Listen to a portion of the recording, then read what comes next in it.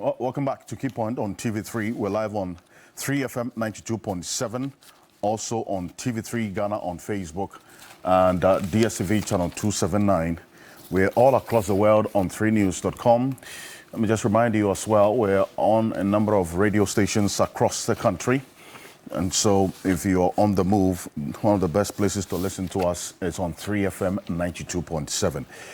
And thank you to a number of our viewers and listeners who every week before we get on to Key Point on Saturday, you send me a list of your own issues just to remind me so we don't forget, which I think is really good. It just means that we are citizens and not spectators. And so thank you.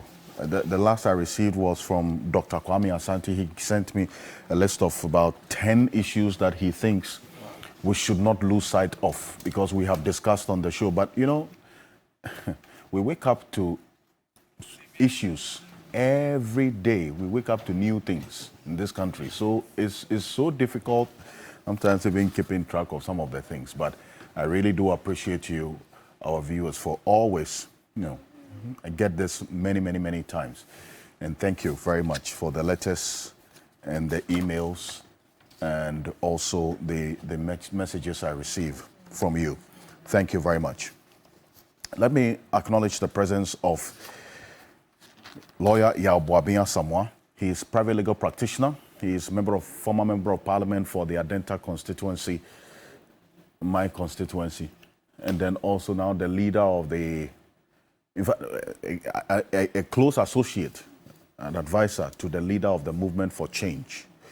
He was also a former member of, an executive member of the MPP.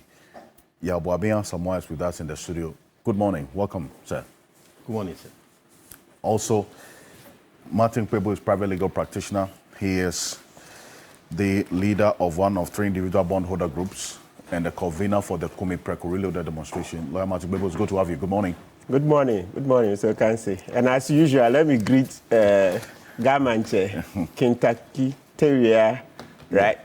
Take Uchuru. Yes. Kentucky Take Uchuru. Yes, forever be grateful, right, for wading into the Cicely Adapa matter, because this is one case that will never die until we get justice. That one person will have so much money in the house, and yet we are being gaslighted to think that there's nothing wrong with it. When the law says that if you see money that is beyond somebody's income, the first thing you should be thinking about like that is money laundering. And also let's greet Domahini Ajimambedu, or Siadio Ajimambedu, the second, right? Thank you. Right. Yes. And on the back of that, it's a conversation we'll have, part of it this morning, because the special prosecutor captured the status update on this case in the half-year report, which we have a copy of. So we'll have a conversation on this as we go on. So yes, it's good that you brought that in. But if you just woke up to the news, well, SNIT has terminated the entire transaction that they were on defending quite vehemently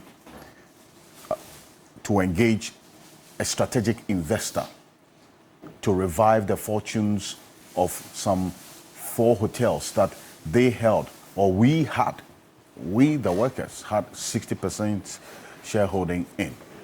That's the development. That news came in at 10 p.m. last night. So I'm sure a number of you are waking up to this. You didn't know.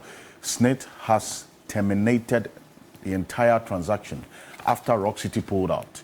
But the demo is going on because the SNIT, the board has to go, Osafu Mafu has to go, all of them. It shows they lack judgment. The whole SNIT board, they have to go. They didn't see. When people are telling you that this is wrong, then they were digging in their heels. They should go. Elizabeth Ohine and all her board, Osafu Mafu, the Director General, all of them wipe out. Kenya has come. Organized labor say we are not pulling back until the whole board and all of them they should resign. So guess what? A number of people are also even asking questions of organized labor as well. So had it not been for someone who could have talked black, maybe just leading this entire charge of the exposés, would we have gotten to know of this matter as early as possible. So that's another issue that we will have. In fact, see this book, Common Sense, Thomas Paine. That's the same way. When the Americans were being colonized by the British, right? They, you know, because they are kindred at the time. They are kindred. So the Americans didn't want to pull away from the British. They were enduring the humiliation, the tyranny, everything. So Thomas Paine wrote this book. I said, come on, listen. We may be blood, but if your brothers, your sisters are treating you in this despicable manner, subhumane forms, etc., you cannot continue to say we are blood. So the single point is that this book, Common Sense, was revolutionary. That was what pushed them. So I'm saying that one man's book was what pushed them to eventually revolt and seek independence from the British. So it always takes one man. It always takes one man. And in this instance, it was Samuel Okudzeto Ablakwa who is going to be joining us in a bit for a conversation. And this is the book you talk about, Common Sense. Thomas Paine, or T. Paine. The Origin and Design of Government. American History Deluxe Edition 1. It's a good one. It's a good read. Good. So yes. Well, the Ghana Bar Association this week stepped in to also make their position known. And this call for more judges at the Apex Court, or to be appointed to the Supreme Court. I want to start off with that, and then we'll clear it off the way so that we would have some time to sink our teeth into the latest development with SNIT, Rock City, organized labor, and matters arising. Well, so the GBA questioned the procedure used by the Chief Justice, yes, but then again, they were very clear in their minds that we need more justices at the Supreme Court. And they give reasons why that had to be done. And we will be joined shortly by Xavier Kuji, who is private legal practitioner, but most importantly, head of public affairs for the Ghana Bar Association, joining us on Zoom for a conversation on this matter. So we'll get into it. But essentially, Counsel, the real issue hasn't been so much about whether there are more justices needed at the Supreme Court or not, right? It was more of how the process was done, or the intervention sort of, or the request by the Chief Justice. Let's take a listen to the Chief Justice making that very short and quick, at least, demand that we should avert our minds to the real issue about what's happening at the Supreme Court and be able to discuss the issues in the right context. Okay, take a look. There are several cases pending, right? That's why we need more Supreme Court judges. The discussion must be placed in context.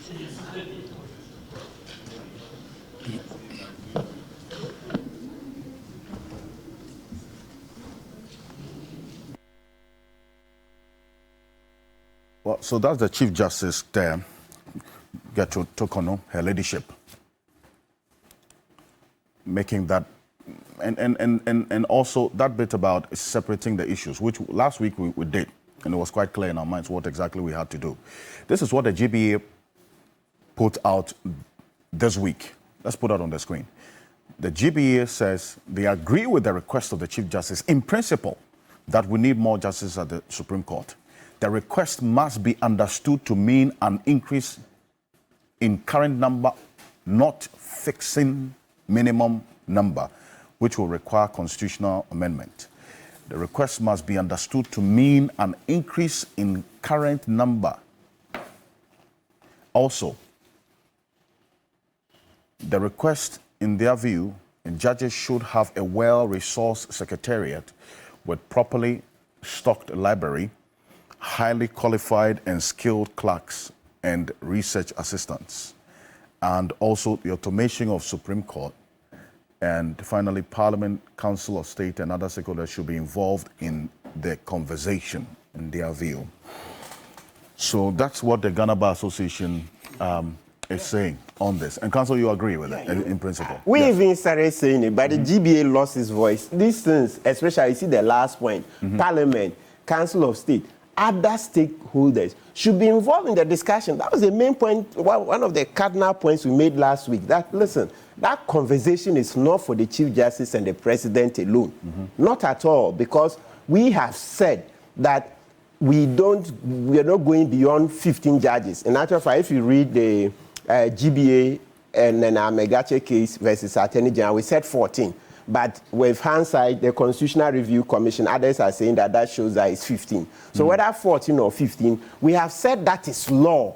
So if you've made law, okay, and in law, they will tell you that conventions are also law. We've evolved it. The African peer review mechanism under the African Union. Those are the answers we've taken to them. You've presented reports to the African Union, let's just put it simply, the Committee of Nations, African Union. You've told them that Ghana, we are not exceeding 15. So if tomorrow you want to change it, why would it be given to only Chief Justice and the President, just two individuals, when we are 30-something million? When history has shown us that even though we intended the President to be a philosopher king, to be a man of justice, to have so much wisdom, to be kind, etc., but it's shown that no, in reality, he's not such a person. So quickly, you see that no, you don't leave such decisions to the President and the Chief Justice. Quickly, because that's what wisdom is shown us. He's not the philosopher king we intended in the Constitution, that he must be the guardian of all the laws under Article 58, etc. So we'll not make that mistake. So it's good that GBA has found this voice, because this is not a decision for 2 or 3 people. No, this is a democracy. Do they have all the knowledge? The 2 of them or 3 of them, if you add the Attorney General, they don't have all the knowledge. Is the Judicial Council? They don't. The Judicial Council is not made of 1 or 2 or 3 people.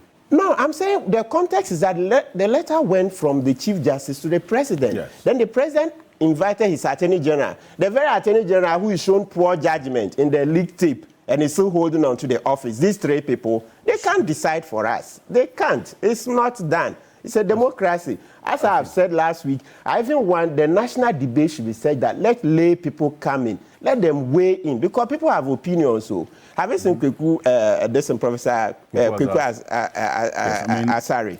He's even disputing the statistics the Chief Justice put out, the way the Chief Justice has done the calculation. He's done a full program where he's showing that no, the statistics don't add up. They don't. So give people like that an opportunity. I've seen other people who've come up with graphs showing that no, what the Chief Justice put together cannot hold master. So it's when we let the debate happen, then you let people who think they also know something come in there and then let them debate. So when we finish and the consensus is that, yes, increase the numbers, so be it. But what certainly cannot happen is 2 or 3 people gathering outside the Judicial Council to increase the numbers. Even the Judicial Council alone, still the same point. It cannot be there alone. The GBA has told you that invite Parliament.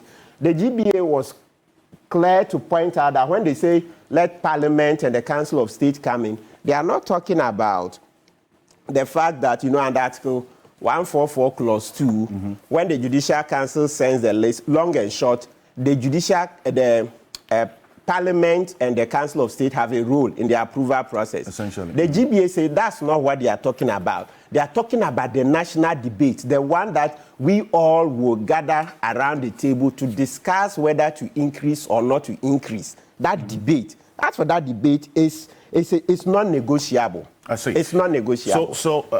I'll bring you in, but let me just acknowledge the presence of Xavier Kuji, who is a private legal practitioner. He speaks for the Ghana Bar Association. Kuji, good morning. Thank you for joining us on Key Point. Good morning, Alfred. Hello. Alfred, good morning. Good morning, and thank you for joining us. I can hear you and see you.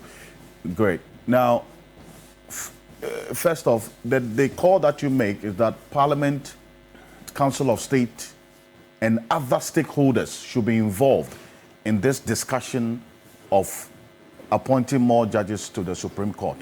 Why? Good morning, and good morning to your viewers, and thank you for the opportunity. Why? Because the Constitution gives us a minimum of 9 justices, together with the Chief Justice making 10, for the Supreme Court to operate as a well constituted court. But over the years, we've been operating with a certain conventional number. We're able to do that because the constitution doesn't set an upper limit. So if we have a certain number that we have been operating with conventionally, and the Chief Justice is making a request that there's a need to expand that number from the current number to 20, then for us, there must be more engagement at the level of everybody, and not only at the level of the nominating authorities and appointing authorities. We recommended Parliament because that's the people's representative. We are not saying this because they are involved in the appointment and approval process, but because we wanted a broad-based engagement relative to the request for the increment in the number. A mental principle underlying this call is the broad-based engagement that has to take place. Yes. Now, so if all of these persons or institutions are engaged, what's the end objective? That's what I want to find out. The end objective is that we would have agreed as a people to increase our conventional number of Supreme Court justices from the current 15 to 20. We agreed in principle to the increment because of the statistics we have seen. But for the statistics, I am not sure we would have agreed. But for the statistics, you wouldn't have agreed to it. Of course, because if there's that will warrant the increment in a conventional number, why do we just increase it for the purposes of just increasing? I see. So the issue is that you are not against the appointment of more justice to the Supreme Court. It is about how it was done in this latest instance involving the Chief Justice's direct request to the President. It's a procedure you have a problem with. Yes, because what she has done is irregular. That amounts to procedural impropriety. Procedural impropriety. She has every right with her team to nominate because her body, her wing or outfit is one of the nominating bodies in addition to the Ghana Bar Association and the Office of the Attorney General. So having nominated her people, she ought to have sent that letter to the Judicial Council and not the President. Because if she was able to do that, then the other bodies will bring their list, and then the Judicial Council will deliberate on that, and depending on the available vacancies, recommendations are made together with an advice to the President. Then the President now can take action, and we move forward from there. I see. And you talk about the statistics that justifies your position, the reason why you think that this call is important and has to be considered. We'll put that on the screen, and it says summary, the rate of conclusion of cases by the Supreme Court. First, in 2018-2019, the legal year, according to the statistics put out, there were just about 14 justices at the Supreme Court. 70% of cases were concluded. In 2019-2020, the number increased to 18 justices at the Supreme Court. You had 60% of the case, because every year, as it's expected, you have more cases going to the court. So, and then in 2020-2021 legal year, we had 16 Supreme Court justices. 78% of the cases were concluded. And in 2021-2022 legal year, we had 14 Supreme Court justices. 55% of the cases were concluded. Then in 2022-2023 legal year, you had 12 justices at the Supreme Court. 30%.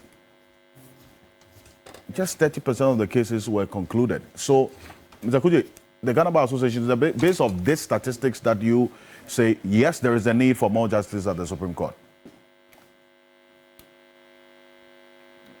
And Mr. Pebu, you say this statistics was questioned or challenged by lots of, and other people have seen. I didn't get you. No, I lost you briefly. So I just ran through the statistics. Yes, I just ran through the statistics, and I indicated that it was based on this. I've heard the statistics, but you mentioned my name. I thought you were going to ask me. Yes, I did ask you a question. I was saying that, is it on the basis of this statistics that you say there's good reason for more justice at the Supreme Court? I heard you check out the statistics.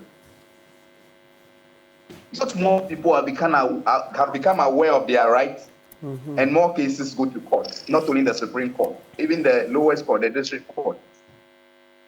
So people have become so aware that the moment they are even dissatisfied with the ruling or a judgment of a court, they want to move up by way of an appeal.